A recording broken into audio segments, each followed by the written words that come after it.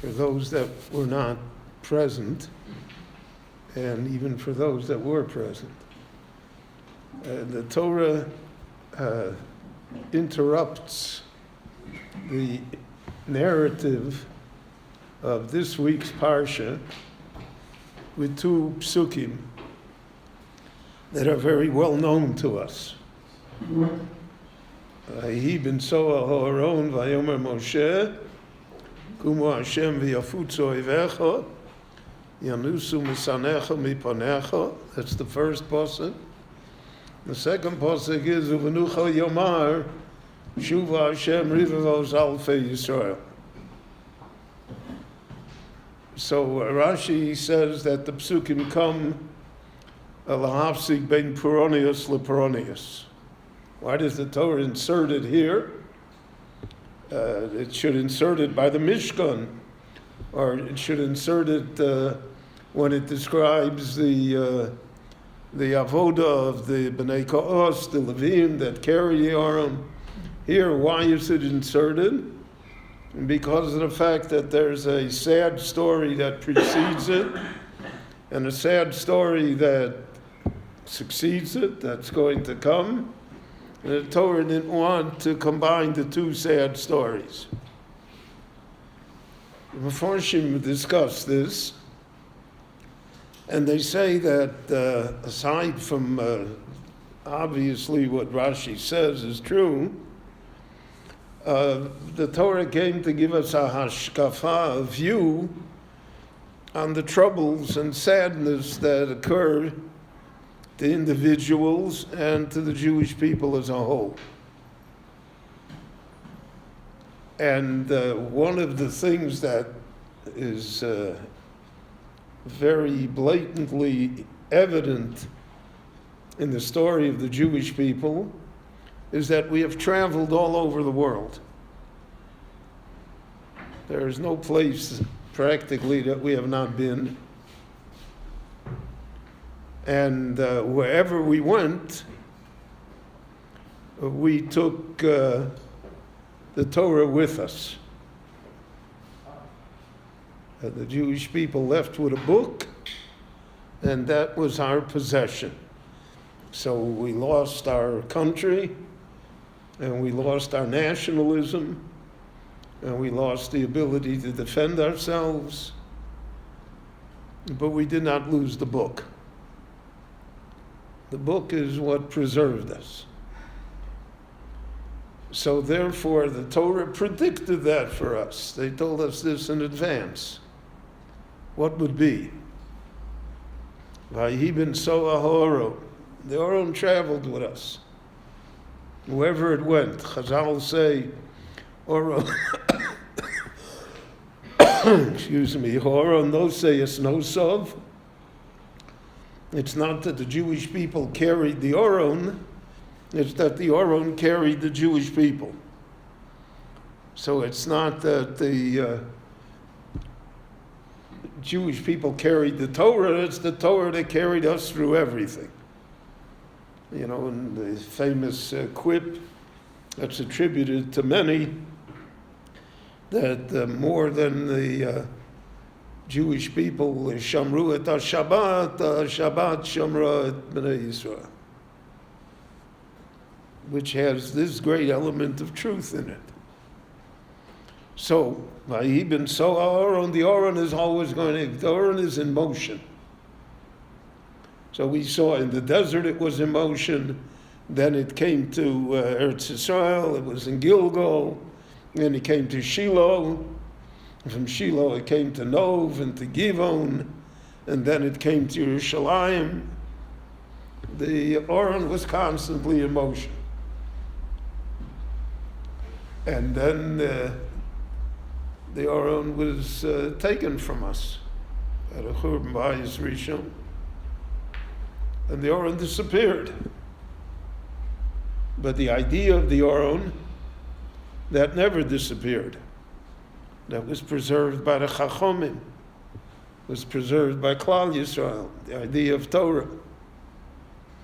So the Rebbeinu Shalom told us that in advance, that the Aron would travel. It would not, so to speak, be in a permanent place. And it would travel such that it would even disappear from us. We would be without the Oren, without the Luchas, but we would never be without the Torah itself. So therefore, Moshe said in his prophecy to the Jewish people, Kumu Hashem v'yafutzoi v'echa v'yanusim sanecha miponecha. That would be our defense against our enemies. That is what would allow us to survive. That is how the Ribono Shel Olam would preserve us. And we see how that was true. The Torah went to Eretz Yisrael, and then it went to Bovel. From Bovel it went to Africa. From Africa it went to Spain. From Bovel it also went to France and to Germany and to Europe. All the stops in the way. And then it went to the American continent, it went to Australia, it went to South Africa. There's no place in the world that the Torah didn't accompany us. And therefore, that was the guarantee of Yonusu Misanecha Miponecha, that eventually our enemies would have to flee. Eventually, they would be the ones that would be overcome, not without cost and not without pain, but eventually they would disappear. And that was the prediction of how to view what would be Jewish history, because otherwise one would imagine, how could the Jewish people have withstood the destruction of the temple, the loss of the national entity, and the loss of the Luchos, and the loss of the Orah? So we read that already in the Novi Yechezkel, that the elders of Israel came to him and they told him that, it's all over. There's no Oren and there's nothing, it's all over. We quit. So the only thing that kept them, that they wouldn't quit, was the fact that the Torah itself was never destroyed. The Torah itself always accompanied them. Torah Shebiksav and Torah Shebal Peh, from one generation to the next, in all of the strength and glory that the Torah brings and all the creativity, and that wherever the Jewish people went in the exile, their place was marked by where the Torah was with them. So it's interesting, the names of the communities that we remember in the Jewish world really are the names of places where Torah was. I mean, there's nobody in the world that remembers the village of Volozhin. It's big as a peanut in Belarus. Nothing ever great ever occurred there. Jewish people remember it because there was a great yeshiva there. And so we remember in Iraq, Pumbedisa and Ardoa and Sura, all sorts of places in the world. We remember Fez and Cordova, Seville. We remember Rashi's town, Troyes. Remember Mainz, because there was Torah there. And Torah stamps an indelible impression upon the place where it was, and that's how it's remembered. In the United States today, I always use as an example, Lakewood. So what's Lakewood? Lakewood was a village in New Jersey. It was known for asparagus.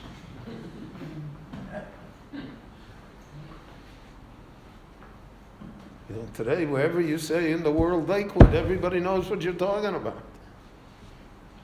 Right? Yeshiva, thousands. Place of Torah.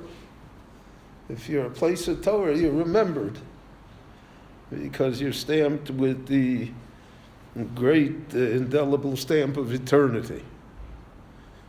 So then the Ribono Shel Olam Moshe told us the second half. Uvenucha Yomar. The Torah will come to rest. Its wanderings will cease, just as the wanderings of the Jewish people will cease. And then we will say, Shuva Hashem Rivavos Alfei Yisrael. Millions of Jews will return. Now, 100 years ago, to say that millions of Jews would return to Eretz Yisrael, they would tell you to take an aspirin and call them in the morning, maybe you'll feel better. Impossible. And Ben Gurion's greatest dream is that there would be maybe 5 million Jews in the country.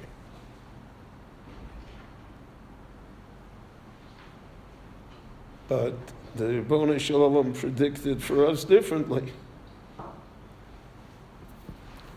Menucha Yomar, when the time comes to rest, when the Torah, so to speak, will have traveled wherever it traveled. There's a famous, it's attributed to many great rabbis that said that the Torah had many stations in the world, and that the American continent, so to speak, is the last station. And after that station, right, then we're going home. So in our time, we've come home. The Torah is at rest here. And what's the sign that we are at rest? Because Shuva Hashem Rivavos Alfei Yisrael. Because thousands and tens of thousands and millions of Jews have come back from all over the world. So Chazal say, Koshe Yom Shel Kibbutz Golios. The day of the return of the exiles is a difficult day.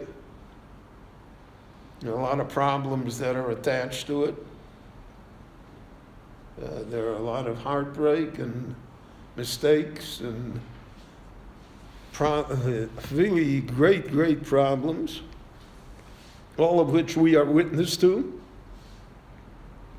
But on the whole, one of the great miracles there are so many miracles involved here with us living in Eretz Yisrael, so we tend not to be able to concentrate on any of them. Chazal say, Yishpat aleim rov tova einam yecholim l'kabel. If you give too much, so then it can't take it. You don't know how to assess it.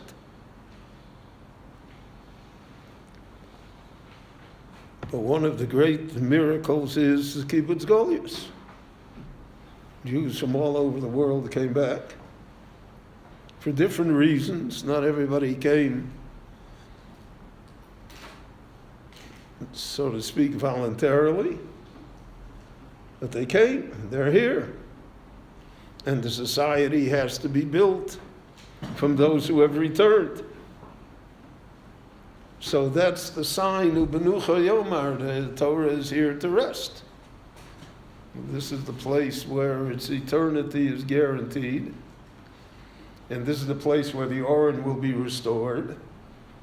And this is the place where the Jewish people will be able to achieve, ultimately, its destiny and its future. So these two psukim are in the middle, bein Puranius Luperanius, as Rashi pointed out, because they're the antidote to the Puranius. They tell us not to be discouraged from the Puranius. They show for us the pattern in history, what will be, what is. And because of that, therefore, these two psukim are beloved by the Jewish people. They became part of our prayer ritual.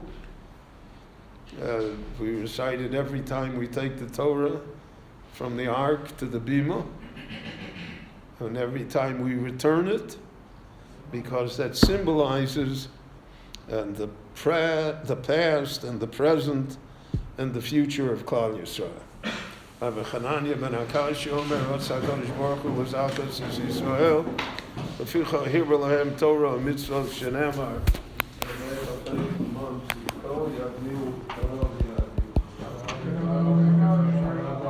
May